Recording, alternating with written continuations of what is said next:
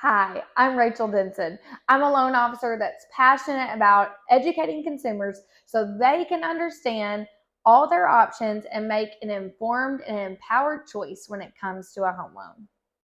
One thing as a loan officer I absolutely cannot stand is clickbait about refinances that make them sound better than what they really are. You're going to see this in spam mail because mortgages are public record, so companies can get your information that way. You're going to see it online about rate advertisements that seem too low to be true, and it's because they are. There is a lot of talk in our whole world right now about our interest rates, and we have been on a roller coaster ride of the interest rate market since the pandemic. We experienced all-time lows when it came to interest rates, and yes, that was a refinance boom, and it was almost unilaterally true that if you had a mortgage, you had a great chance to refinance it and for it to make sense to refinance.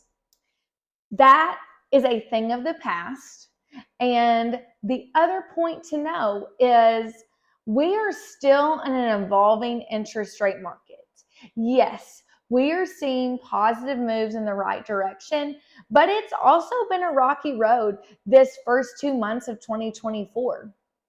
We are not in what they predicted us to be from a stabilization standpoint. So any information you're getting from mortgage companies about there being a refi boom or there being this great opportunity for you to refinance, you need to look at with a cautious eye. The best two things I can offer you for advice is, first, anytime you agree to a refinance process, one of the first documents you should receive is a loan estimate. It is going to demystify how they've gotten you that rate and what all the fees are involved. So you're going to see all the origination charges, any loan points specifically outlined along with your other estimated closing costs.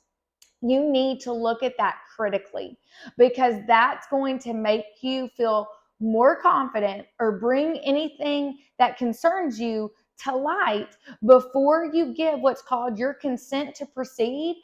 And at that point, it's typically when money is starting to be collected in the form of maybe an application fee or your appraisal deposit, something like that. So before you get to a point where you've invested dollars, you need to make for certain that this is going to be a transaction that is in your best interest. The second part of that is doing some simple math, and your loan officer should be able to walk you through this.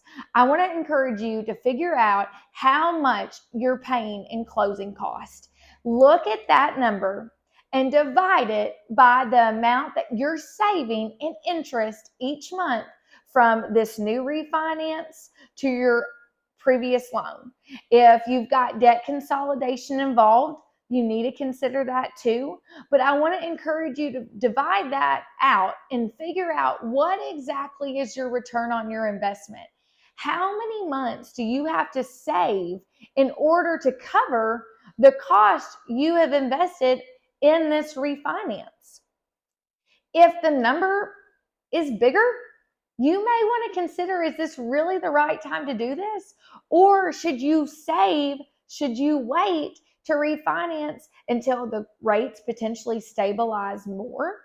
Or until it makes more sense to you? Is it a risk that you want to run? Because if you agree to refinance and you invest so much in closing costs that it's going to take you 5 years to save the money that you invested on the front end, does that make sense? Are you going to have this mortgage for another 5 years? Are you going to take advantage of another refinance opportunity if it comes along? Are you going to be in a house that long? You got to think about these things and advocate for yourself, because unfortunately, when the interest rate market is the way it is, It can sometimes bring out bad actors that are not acting in the consumer's best interest, but are trying to get business because it is a harder environment to be a mortgage company. When you're ready to talk about refinancing and want a trusted opinion, give me a call at 270-293-2345 and we'll discuss all of your options together.